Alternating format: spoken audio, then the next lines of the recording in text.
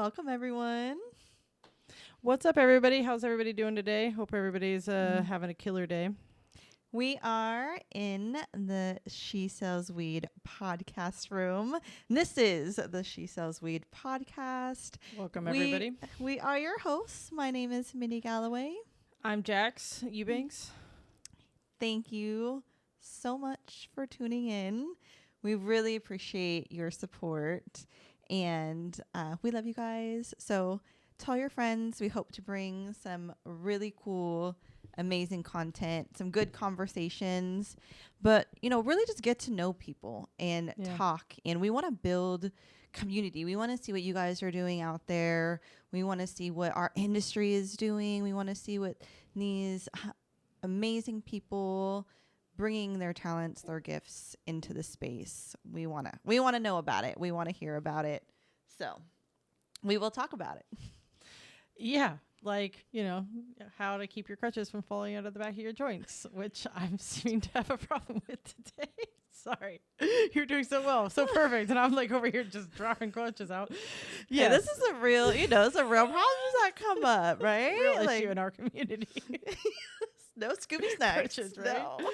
No. Yes, I am so excited, Mindy, to be here with you. I think the podcast studio has come together so well. It looks so great. I love all the little details and touches that we've put into it, and I'm really excited to share our experiences with everybody and really just give everybody a good deep dive look into what the world is of women in the cannabis space. Yeah, I am so happy to tell the story, my story about how I kind of worked my way up in this space and how everything that you do, if you put the passion, if you have the passion, so you have to have the passion, you put the passion into it, you can innovate, you can do all sorts of amazing things. And seeing that throughout the years and seeing how things have evolved in our industry have been, really exciting to see as well. And I'm excited to see how we can push the needle forward too, how things will evolve as the years go on and we're, maybe allowed to do more things, right? We're in the Delta Boys dispensary right now, on-site consumption. We're being able to smoke here, and it's a business, and it's and they've been kind enough to give us the space to do this because we want to highlight the evolution of cannabis, and it's really the big topic has been the lounges. I think that's been everybody's been like, "What's up? What are we doing?" And luckily, Delta Boys has got one. So well, it's a place to build community. It's a place to gather. It's a place to meet each other. And I think that's where power is, right? Power is in people. When you have conversations, when you have two people who are aligned in the same thing, what can happen from those conversations and create, right? Like this is a product of one of those brainstorming. Okay, this is an idea that turned into a reality from us taking the steps and doing the work for it. I agree. And, everybody always is like, a lot of people who aren't in the cannabis space, they always like, why do people always need lounges, And I was thinking about it the other day, and I don't know if you felt like this when you were younger smoking weed, but it always felt weird to smoke weed by yourself. Like, you always were like, just kind of odd. I mean, nowadays, like, whatever, it's what we do. But when we were younger, it was really all about getting together with friends, and just smoking weed together. I agree. I think I was talking to somebody about that the other day. Yeah, like that's what smoking always has been. Over smoking by ourselves. Yeah. We want to smoke with our friends. We want to smoke with our people. Because that's really what was so fun about it back in the day. It's like, oh my God, I can just being young smoking weed, I remember the first time my friends and I, we bought an eighth and we smoked the whole thing in a day. And it was like, we were like, wow, we smoked the whole eighth today. Went for it. Yes, I love that. Go all in. Yeah, like we were really like real proud of ourselves for that. It was so funny. Now it's like I roll up an eighth in a joint and put out half of it and move on with my day. But back then, we I remember everybody used to scrape together little dollars, and then we would get a 10 sack, and there was like we had a little pinner blood or pinner joint, and everybody would be like 9 just getting one hit. Yep. Yeah. No, I mean, to where we're smoking, I mean, gourmet cannabis at this point. Yes. I mean, this is such a luxury right here. Yeah, So. This is a sangria that we're smoking on right now. do not take it for granted. I feel that it's funny because I was thinking about this morning. I was like, to have just top shelf weed on me all the time because I have a dispensary, because I work in the industry. That's such a blessing that I'm like really, really grateful for, because that was not like that for no growing up. How my life has been. No. Oh God. No, it was back when we were young. When you found weed that was like really, truly top shelf.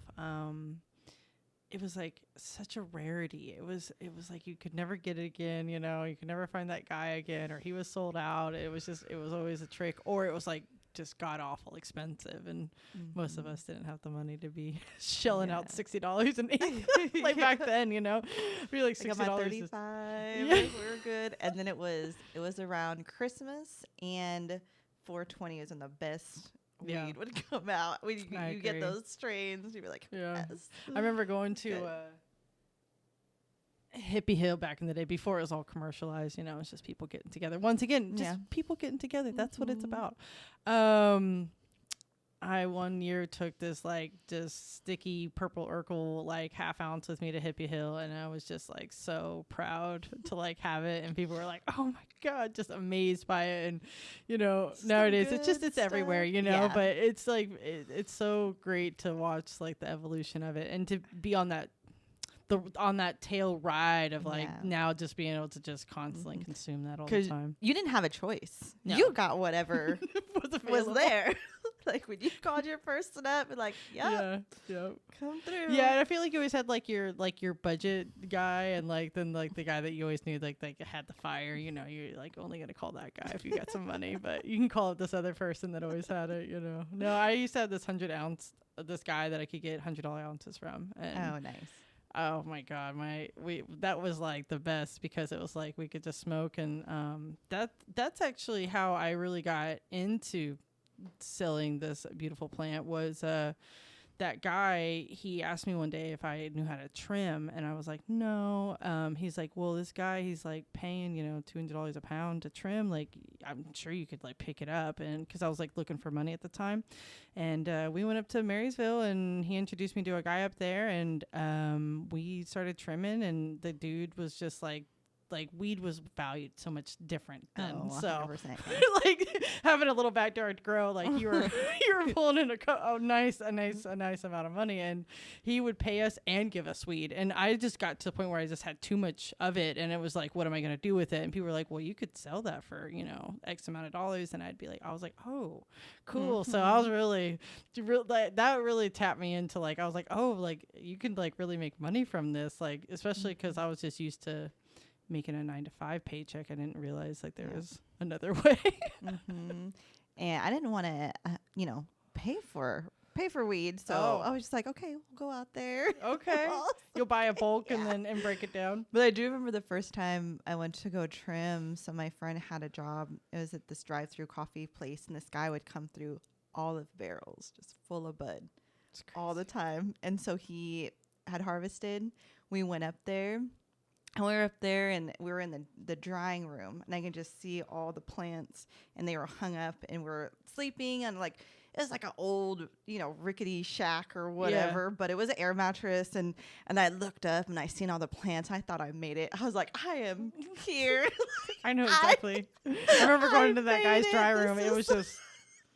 It was out of control. Oh my God. I love that. And then when I had my own grows, like later, and I'd bring people up, friends and family members. I've always had, you don't bring anybody you don't know to your farm. So I always had friends and family, and they'd come up, and, I had been in the thick of it for months at that point, growing, and I did sun-grown cannabis. So it was a very hard laborious job, and so by the time the plants were like hanging up in the racks, I was just so exhausted and like could only look at like I have more work to do to like finish this. And people would come, I'm like, this is amazing, this is beautiful, like how do you not just stand here all day and admire it? And I'm like, I have so much to do. Like, I'm My glad you mind. love it because Yes. I gotta go. Actually, can you come with me? Because we gotta get this trimming now. Like, Shout out to the trimmers, Yeah. to the growers, to the trimmers. Also, Yeah. and that does show every single person in the supply chain is so important. Oh, Every yeah. passageway, every person that a nug touches throughout the growing phase to even going to the store and Yeah. getting sold, that energy gets put in there. And I truly believe that. And that could be, up to interpretation by whatever perspective people have, but I truly, truly believe that. Like, you could feel it. Yeah, I mean, they've proven that when talking to plants negatively versus positively, I mean, they respond to it. So there is some sort of energy law occurring there. I'm not smart enough to really discuss, the laws of the physical world, but I do not disagree with you on that at all. But yeah, so there's definitely a lot of roles in cannabis that need to be filled, and every time they try to like bring in some sort of machine, like a trimming machine, and they're like, everybody's just gonna use this. Hand trimmers won't even be necessary. It's like, it just never works. Like, I think there's a unique human connection with cannabis. I think that it's a part of us.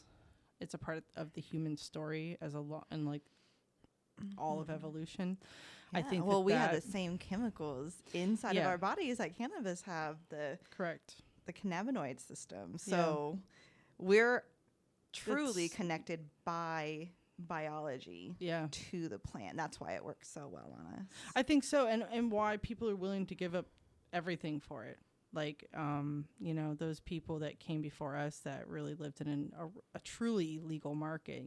Both of us kind of lived in I think a gray area of cannabis, but those people that really risked everything, like their freedom to carry it around, like, I'm sorry, but there has to be something more than just money for that, especially when a lot of these people who did get locked up were like helping people.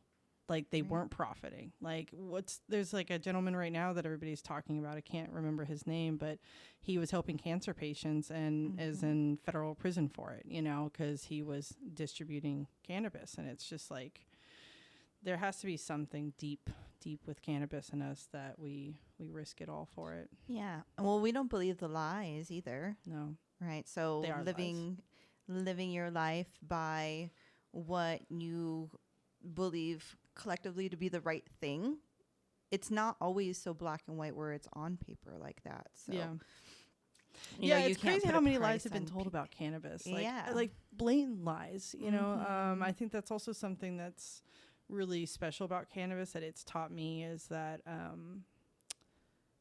don't believe everything that's so loud that's telling you it's something. And I say that because it's like, how loud was the government about cannabis and how oppositely wrong are they?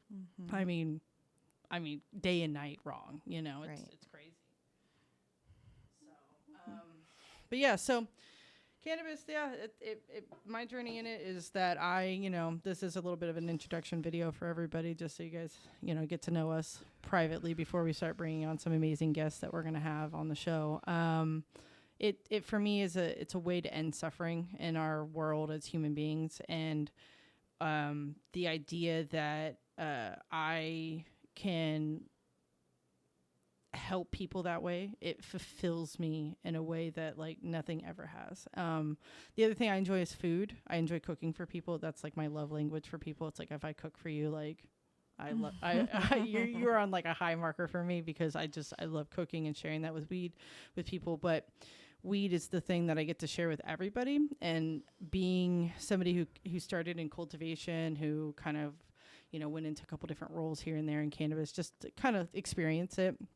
Now being able to work in retail and be a retail manager and get to work with people on the daily, that has been the most special thing, because it's like all of the work that I gathered and all the knowledge I gathered over those previous years to the point of me getting here has like I get to now share that with everybody every day, and it benefits them, and I see them get happier and live better lives, and I get to share that with other people in the community, especially some of these young ladies that we meet like recently at Hall of Flowers. You know, I don't know if you've interacted with some of the younger generation of ladies, but there's some ladies out there that are really wanting to be a part of it, and it's nice for me to get to talk to them and be like, nah, you guys can do it. Like, you know, no, that like mentorship, that education, Yeah. and that passing the knowledge down. Yeah, and helping them like navigate the right brands and like just knowing where to like what is the real thing, and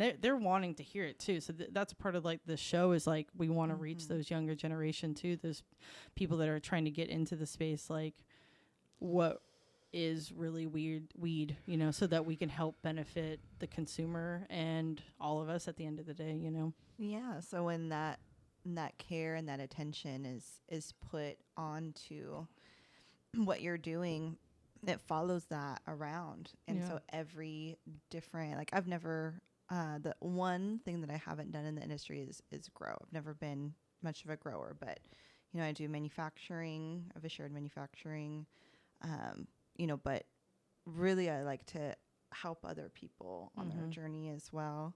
We have the retail, you know, that supports that. So everything kind of works in a community, in a space. Yeah. Cultivation special. I love it. I won't get teary-eyed here talking about it, but I could. I love it so much that it's the thing I will go back to. I just believe that my journey is like, you don't get to just climb just your favorite part of the mountain. Like you have to climb all of the mountain. And for me, cannabis has a lot of different elements to it that I want to have said, like, I've walked that path. I know what that is, so that when I do get the opportunity to have what I want to have in the future, like my dream for my big career, like where you are as far as like owning, you know, multiple businesses in cannabis. Like for me, I have a passion in cultivation and hash. So like I want to create a space of like where I get to produce those things from me. And knowing what I know in retail now, I would have never known as a cultivator if I would have stayed in cultivation. 100%. Like, well, because you're the direct line to the customer. Yeah. So all of the feedback, all of the everything gets passed down, and that is valuable data. Very right? So valuable. in this Very technological valuable. world, being a bud tender is an underappreciated role in this industry, and it is one of the most valuable roles in the industry. If you were trying to get in the industry, that is a role for you, for sure. And they are the gateway to the customer. Yep. So if you're a brand out there, the bud tender, feedback it should be highly listened to, especially if it's a reoccurring pattern that you're hearing from them. Like, you should listen. I do. You know, I rely on my team a lot. Yeah, I've had to pivot a lot. You know, building a brand is really hard. Yeah. I've been building with, you know, Camille, putting that out there for a few years, and I've had to pivot multiple times through that. But it's because you have to take a step back, look at where you're at, and see what you can do better. And sometimes you do have to pivot. Yeah. But you don't give up at the same time. That's right. Yeah. Like today, we've had a little technical issue, and we're not giving up. We're going to run downstairs and put the camera in the refrigerator and truck on. You know? Yeah, you got to pivot, you know? Cannabis has made me a better person because of all the lessons I've had to learn to stay a part of it, you know? I've had to evolve as a person. I couldn't stay the old me. Like, I used to be, you know, a farmer, so when I got into the retail space, like I had to refine myself a bit. I was a little rough around the edges. Well, I haven't really had conversations or talked to people. I've just been watering these plants for months. Yeah, that's all I've done. Step back in. Yeah, exactly. Yeah, and having just trimmers here, just like do work. It's up to you to be good. Because I mean, I pay you by the pound. So I mean, if you aren't good at your job, then nothing I can do for you. Maybe you can come back next weekend. But otherwise, I got to get somebody else in here. I'm sorry. Like, it's real cut and dry. But So I got questions for you, Mindy, because once upon a time we did a practice one, and you asked me if I had questions for you, and I do. So you said that you worked for like the state for a while, and then you worked for a delivery, you said before, and then you did then that's how you got to a therapeutic alternative, correct? Yes. Okay. So what was the turning point for you where you decided that you were gonna like commit to participating in the incubating like program? Was it offered to you? Were you like, I want this? Do you feel like you kind of fell into it, or do you feel like it was a lot? Can you like talk about that? Well, I think I've always been like an entrepreneur, had that mindset. Okay. I always knew that I wanted to run my own business, and I got really inspired by seeing all the things that were going on around me, because in the Prop 215 days, everything was really small businesses. So it was very doable. It was very manageable to be able to just work within the community and, you know, sell to each other and have all your paperwork. So I went and met different people through the advocacy world. And so that's where I met, like, Kimberly was through that delivery service, was starting a PACA political action committee so that the delivery licensing can be passed in Sacramento. This is way, years when they were just creating the policy. So I met Kimberly in the advocacy world, because there's a lot that goes on behind the scenes. I don't think a lot of people realize when it comes to this is being created as we go. Yeah. And so it's been a really interesting and eye-opening experience to be part of seeing change happen right in front of your eyes, and having to also pay attention to it, to navigate it, to help educate different policy writers, policy makers on, hey, this is not really a feasible thing for my business, because they're just creating it, and we have to give that feedback. I see. So that's a whole another world that, it's really inspiring for me to see. But I met Kimberly, and she was looking for specific things. She was looking for a delivery service, and we had seen each other. Actually, there was an organization called A Woman Grow, and that was happening at the same time. So I'd like meet all the ladies. Was that the networking? It was thing? a networking platform. Yeah. It was around Sacramento for a couple years. I think they're still out there. They are, but I don't. There's no chapter or anything. Yeah, I used to go to the Oakland one a lot. Where that lady Jasmine, who was the original founder. Yeah, I went with her, like when she would. I still actually talk to her on Instagram, which is so funny. Yeah, she lives a completely different life now, But she, I used to go to those ones, and I think I got a little disconnected from it because it changed. I think you guys probably experienced that. It did. Yeah.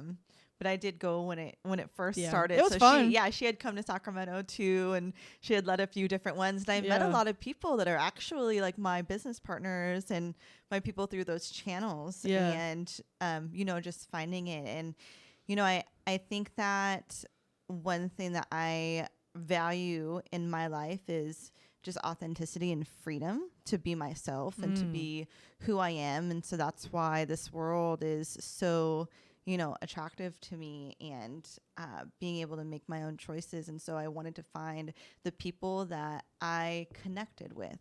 And it was always this community, these people. And I was very, very, very lucky because, these women are not only my mentors, like they are my friends. And like, I can genuinely say that. And like, we have like real love for each other. And that is, such a blessing to be able to say. So, I met them, and, I was working on delivery, and I had a business plan. Right. And I started just learning it. A whole bunch of books, and I was like, oh, how do you write a business plan? So I went and did it. And I remember I was like, okay, she's looking for a delivery, like maybe I can provide some insight. And so I just put a business plan together. I was was like, here. Yeah. And she was like, okay, well, let's see what's going on. And so we became friends and business partners after that. And she, taught me so many different things through the incubator at a therapeutic alternative that she ran, which really helped me now navigate the pocket and all my retail behind the scenes, boring paperwork, accounting, all the different things you have to know. But all of these things make something run, and all of these things are very important. And I think that's one thing mainly as CEO that I've learned is it's all about your team. It's all about your people. It's who you have that has that personality mindset, right? Like if somebody's a really good people person, like don't put them in the back, like, you find out where people are and be able to place them different ways. So, I'm very cool. Yeah. My team is everything when it comes to that. So I was lucky enough to be part of a great team, get that mentorship and, just learn from that. Yeah. That's incredible. Mm-hmm. That's very cool. Is there anything that you would like to share with our audience about you? I mean, I like to do art. I'm an artist also. Some of these beautiful paintings here are actually made by Miss Mindy. Sure. I just like, to connect with people. Yeah. And I'm really excited to connect with everybody through this podcast specifically. It's something that, I've dreamed of. I didn't know how it was going to all happen and come together. We were going to randomly meet at a smoking sesh. Right? Jax is going to approach me like, you want to do this podcast? Like, fuck yeah. Like, I've seen it happen. The world came doing it. I don't know. God, the universe, whatever you want to say. Like, it was a very strong voice that said, ask Mindy to do a podcast. And I said, okay. No, that's great. Okay, well, I think that there's so much more we could talk about when it comes to our stories, but I feel like you guys are going to have to listen into further episodes, so learn a little bit more about us. But I appreciate you doing this with me. I think this is going to be a fantastic journey. I look forward to all the episodes that we have coming up and guests that we're going to get to interview and get to know them a little bit better. I'm so excited to get to pick people's brains a little bit, that normally in our social settings it's not really appropriate to be like, hey, I'm gonna ask you some of these really deep questions about you and your business. But I think that I'm really excited to get those stories out there and also learn from all these wonderful women that we have coming on to the show. So if there's nothing more you got to say, I think that is our first episode of She Sells Weed. We appreciate all of you for joining us on this journey. We look forward to sharing all of this, and we appreciate every one of you for viewing this and actually listening to the very end. So thank you for tuning in. We will we'll see you on the next episode. Bye. Bye.